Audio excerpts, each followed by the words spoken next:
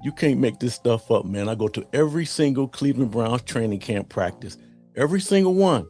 But yesterday, I take one single day off to celebrate my son's birthday, and I turn my phone off for a couple hours, and what happens? Absolute chaos erupts in Berea. All hell breaks loose. The coaching staff pulls a complete fast one on the quarterback reps, and the media is losing their mind. The internet is officially on fire, and the entire Browns fan base is hyperventilating.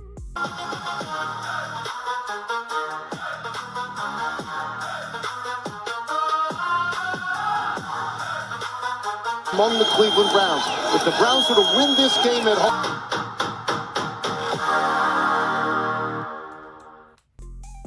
Welcome back to Reese Wheel Sports Talk. Man, get your popcorn ready because we got to talk about what went on yesterday, and all the reports came out, and I have to share with you. I talked to Randy, who yesterday, who's a diehard Steelers fan, and he recently started following the Browns. He's been following Shadur for a long time. So today, right after practice, the news dropped.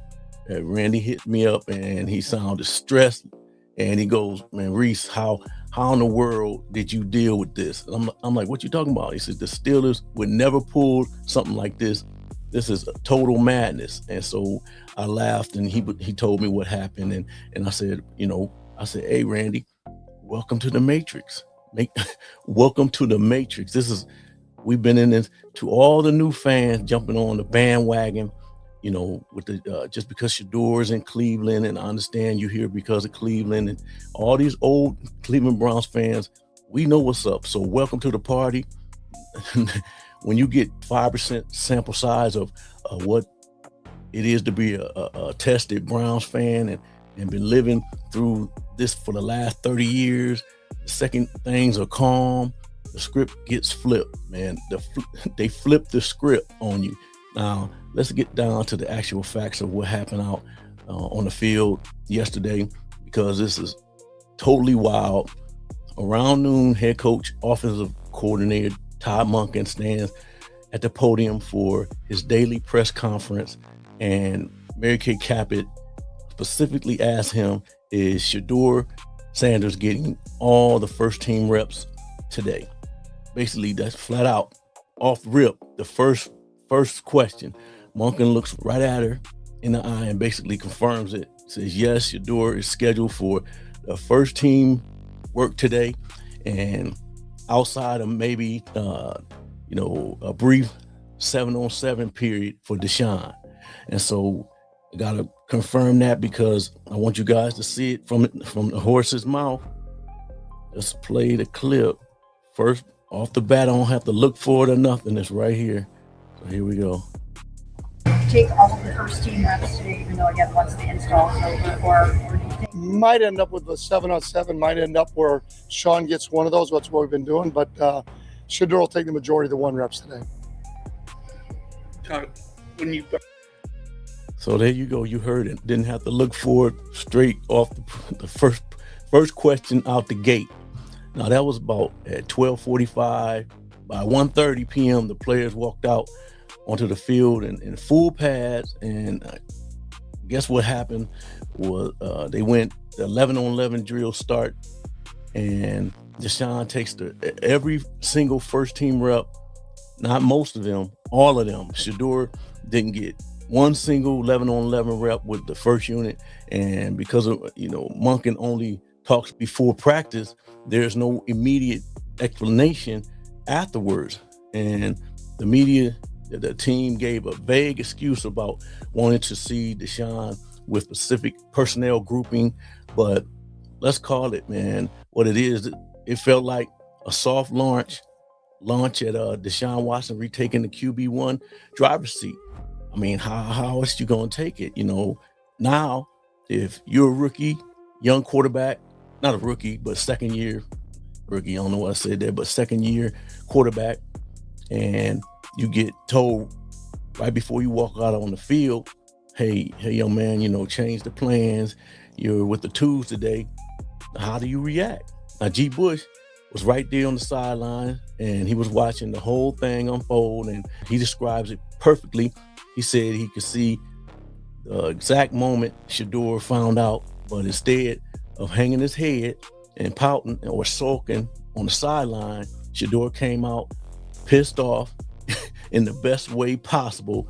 He stepped onto the field with the second team and played crisp, angry, high velocity football, man. He was hitting off his back foot, ripping the ball, man, driving completions and pushing the ball down the field and maximizing every single rep he was given. So he was basically, he was taking advantage of, in his own mind, he was blocking all that out. Look, coaches, they do this stuff all the time, man. I was telling Randy, look, this happens all the time, y'all. It happens all the time. It's just magnified with Shadur.